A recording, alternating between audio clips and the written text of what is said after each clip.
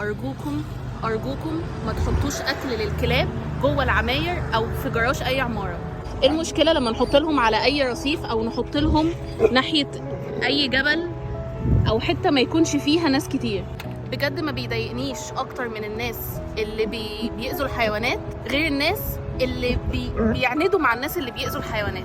يعني انت دلوقتي عارف ان في ناس بتتضايق لما بتشوف دراي فود او لما بتشوف اكل محطوط في الجراج بتاع العماره، بيتخانقوا وبيعملوا مشاكل وبيكلموا الناس بتوع المكافحه او بيحطوا هم سم من ناحيتهم.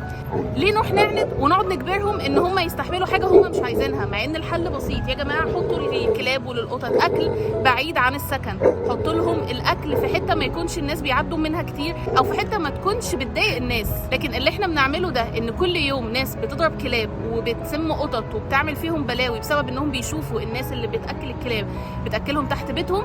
بصراحه ده يبقى الغلط علينا احنا. بتحب الحيوانات ومش عايز حد يأذيهم، يبقى ابعد عن الشر، ابعد عن الحاجه اللي بتضايق الناس.